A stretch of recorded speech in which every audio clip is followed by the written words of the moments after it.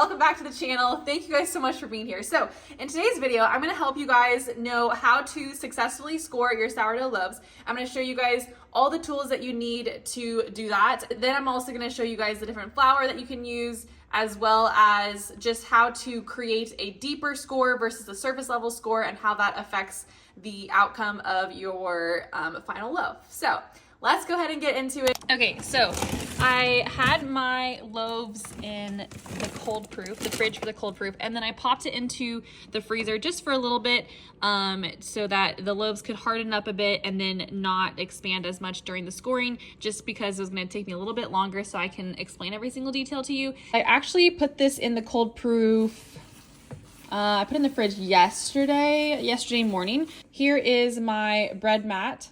These are just the silicone mats that make a super nice rustic bottom, help it so that it does not burn. It's so incredible. They're super, super easy to wash. You just pop them literally exactly like that into the dishwasher, and like all the stuff like comes off perfectly well. Like I never scrub these, it's amazing. Anyway, so you're gonna put this on there and then flip it over. This is a little bit just wet from the condensation, so I'm gonna go ahead and take that out so it can nicely dry. But then this is totally fine, clean. I can use it again without having to worry about washing it. High maintenance, you don't want high maintenance stuff. Here's the cheesecloth that I use, and I just pop this in the laundry. You'll have some flour from the leftover rice flour from the Banneton on top of it. I'm gonna go ahead and grab my white rice flour. I'm gonna get my hands a little bit wet. Just kind of rub my hands all around the dough, and then it'll help the flour to stick a bit better. So it's quite a bit of flour, but I'm trying to accomplish that really white surface. Okay, there you go. Perfect. So for this one, I'm going to be doing a deeper score. So for the deeper score, this kind of bread lame is for more like the intricate details, the tiny little marks. And then this one is for the gooseneck. This is called the gooseneck lame. These are both from the Wire Monkey. This one is more for the deeper scoring and the main score. You're gonna want to score at kind of like an angle like this, not exactly straight down. And I will score not quite into the center, but maybe a little bit off, but not quite to the side out here. So just find your middle line and then go a little bit from there, and then you can just go ahead and at an angle, cut all the way across. I'm gonna do it again. Okay, there you go. Just smooth out the flour. There you go. Instead of doing it this way, I'm gonna actually flip it around and do it this way, like this.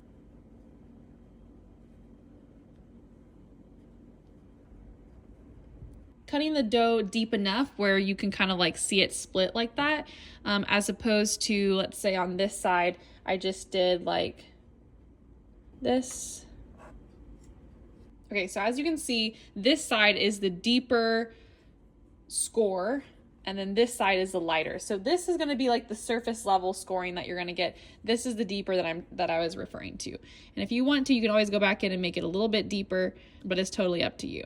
So I'll do that on this side because I noticed that these were a little bit less deep.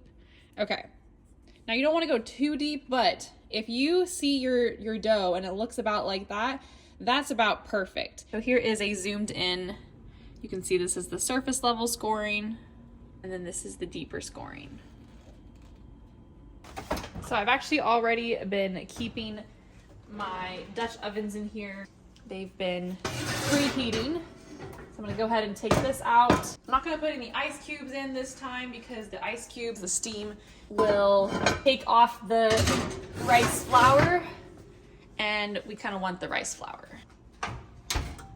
Okay, so I just put the loaves into the oven, or the loaf into the oven, and I'm gonna set the timer for about 5 minutes. And then after the 5 minutes are up, I will go ahead and take it out. I'll do the deeper score. I'll show you guys how to do that. And then we'll put it back in for another 25 minutes to get its complete 30-minute rotation for its first initial bake. And then we'll do 15 minutes without the lid.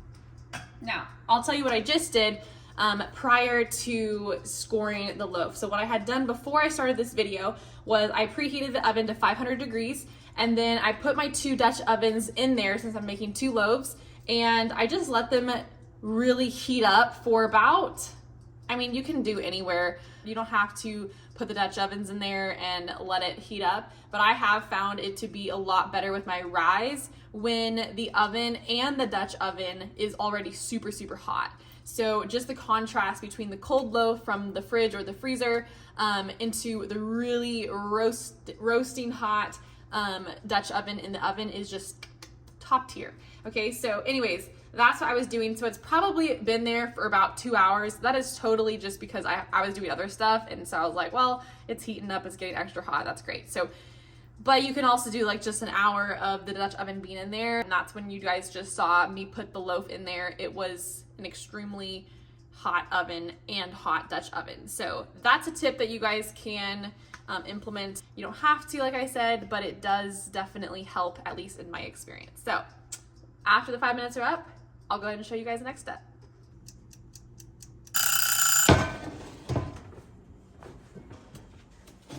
Super beautiful. So now I'm going to cut right underneath the lip again. And then also at an angle, so that we can split all nice. And then you're gonna put it back in for the 25 minutes. Here we go. 25 minutes and we'll come back. I'm going to grab my second loaf. And again, like I said before, just the freezer, not only does it help with if you're doing like a longer scoring that's going to take a little bit of time before you put it into the oven, but it also helps with just creating a stronger contrast between cold and then the really hot Dutch ovens to maximize the oven spring, which basically means how much the oven is, or how much the loaf is going to rise while in the oven. Go ahead and use this bread mat, flip it over, and again, this is what I will be washing. Rub out the flour, get it wet a bit, some rice flour on it. Again, scoring.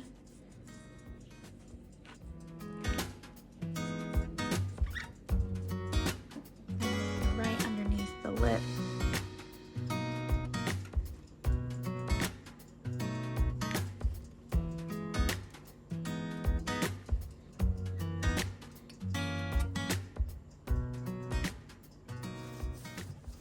Let's do a design sideways.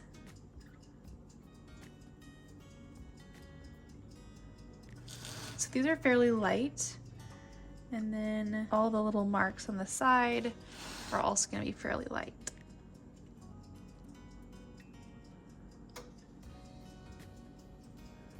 And you don't have to worry about it being so perfect, because honestly, it all comes out in the end looking absolutely fantastic. Scoring is fairly forgiving, honestly, so just do whatever you like. Okay, so there you have it. And then you can also do it on this side as well. It is totally up to you. I think I'll just do like maybe a little flower situation here, just some stems. Okay, and then we'll go ahead and put that into the oven. Okay, so another tip for you guys that I found to be super helpful is there are some loaves that have like one side of the loaf is like all white, like it looks like it's floured, and then it has like a deeper design. And then there's other kinds where it's just like the whole thing is rustic, which if you guys watched my last video about sourdough tutorial, you would have seen those are the kind of loaves that I went for. The ones where like the design is more surface level, but you still have the overall rustic or blonde look on the outside. But in this situation, we're going for more the white floured surface for the top of these loaves. So the one thing I will say about the other loaves is you notice that I put ice cubes in the Dutch ovens, and then that helps create more steam, which helps promote a better rise. So for these ones, what you don't want to do, you don't want to use the ice cubes, because the extra steam will just cause the white flour to just kind of disappear, and then you just end up having like a rustic loaf, which is really good if that's what you want. But if you specifically want like the floured surface, then don't do the ice cubes, which I'll show you guys here shortly. That's what we're accomplishing today. We did not use the ice cubes, and we put a lot more flour onto the loaves as well. We also wet our hands and made it kind of sticky on top of the loaf, and then we put more flour on top, and that helps the flour stick better than if you just had put more dry flour on top of the already dried flour straight out of the cold proof. So I hope that makes sense. If not, leave a comment below and I can definitely help explain what it is I'm trying to say. But we have a timer for 5 minutes going on. We also have a timer for how much is left. The first loaf, about 10 minutes for the first loaf, and then we'll take the lid off, and then we'll get that nice extra toasty top on the first loaf. And then we'll go ahead and do the second score for the loaf that we just put in, and then we'll have these ready to go. Okay, stay tuned. So we're gonna go ahead and take out that second loaf that we put in for the 5-minute score.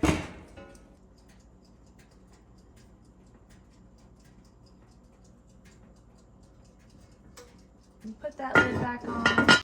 Okay, so the timer went off for the very first loaf that we did, so we're gonna go ahead and take that out now. And take off the lid and put it in for another 15 minutes with the lid off. Both timers went off. So I'm gonna go ahead and grab the loaf that we put in first. Then I'm going to take the lid off of the second one. We'll leave that one in for about 15 minutes and then we'll take it out. Okay, second loaf, the timer just went off, so we will go ahead and take this out. Looking really beautiful. And as you can see, the flour stayed on so perfectly. Nice browning of the very tip, and it rose fairly beautifully as well. Here are the final loaves, and as you can see, the goal was accomplished. We have this nice white flour design that lasted through the bake. And then on this side, we have the little flowers, or I guess it looks more like pampas grasses, but anyways, on that side. And then the rustic top here. And then for this one, where we have the deeper scoring to accomplish that kind of look.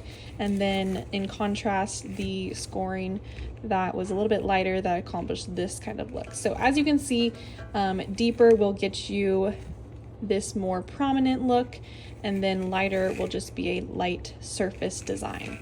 But you also have the rustic. Now, obviously it would be ideal if these did not break, but it's just the fact is you have to make the cut really nice and clean. You just want to be a little bit careful when you make the cuts, because sometimes if you get it too close to the underlayer cut, then you have breakage when it rises so much. But hey, it's a good sign because it means that it rose, so I'm happy about that. So now I'm going to go ahead and take these two, put them in some bags, and then we will deliver them to some friends tonight. So I'm super excited about that. I actually got these bags from Amazon. They have these nice little stickers that say thank you, handmade with love, especially for you. I love them. I think they're so cute, super fun, and it just kind of adds a nice professional look. So we're gonna go ahead and take this loaf, and I will go ahead and put it in this bag. And you want to try to put it in where the design can still be seen, like this. And then you're just going to fold it up like this, and then pop one of these stickers on there. And then here you are, all packaged nice. Okay, so I'm gonna do the same thing for this next one. I actually think this one's my favorite just because I love that design.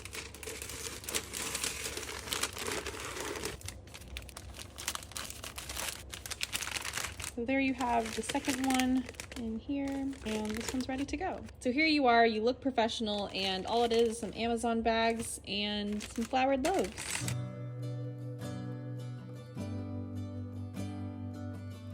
To show you guys a side-by-side difference of how the dough responds to ice in the Dutch oven when you put it in for the bake. So for this one, I did the exact same method with getting my hands wet and then putting rice flour on both. This one, I put a couple ice cubes in, like as I was gonna bake it, And then for this one, I didn't put any ice cubes in. And as you can see, the extra steam that the ice cubes produce just removes the white flour surface, as you can see right here. So literally the exact same thing used on both, but one was with ice cubes, that was this one, and then one was without ice cubes, and that was this one. As you can tell, this one is a lot less dark than this one. And that's because for this one, I did the 15 minutes with the lid off and finished the bake that way. And this one, I just pulled it out because I was kind of wanting a softer loaf for this one. So you definitely don't have to, and still, like, you can see, like, the rise was the exact same, but this one's just a bit more rustic, and it got like that nice blistering on the side, which is always lovely. And then this one, not so much because you have the floured sides. Either way works. Either way, they're beautiful. They just look different. So I encourage you guys, even though you don't feel like your loaves are absolutely perfect, don't worry, it's still bread. It's still gonna taste amazing. Obviously, I want to be able to show just 100% authentic and real.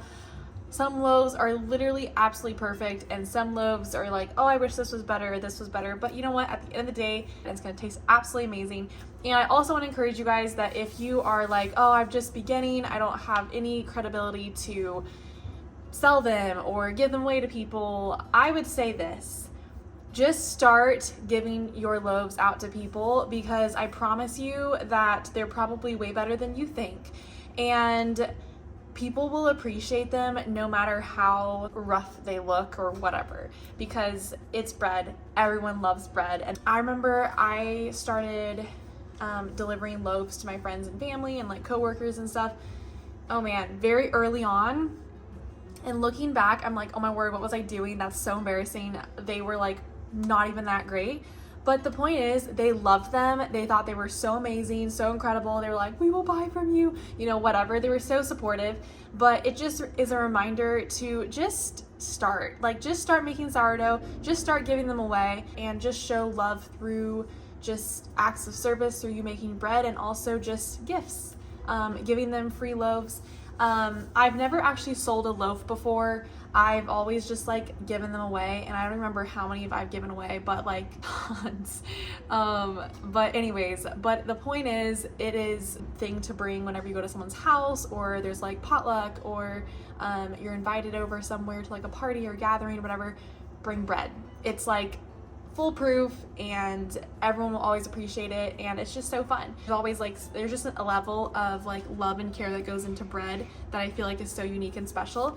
So don't worry about it being perfect, just get out there and do. And yeah, I'm excited. If you guys sell your loaves, let me know in the comments below. I would love to hear about it, just like how you do it, and also just share free value on this channel in the comment section. Just let us know what you do, let us know what works for you, and all that kind of stuff. We would definitely appreciate it, because we're all learning together. We can always improve, always get better, and I'm just showing you guys that literally anyone can do it. But don't hold yourself to these Instagram expectations, because then you'll never get started. So just do you, and just start, and be proud of what you're doing, and share it with others. So I'm excited. I hope you guys enjoyed today's video. Thank you so much for watching. And if you haven't already, make sure to subscribe. And I'll catch you guys in the next one. Bye guys.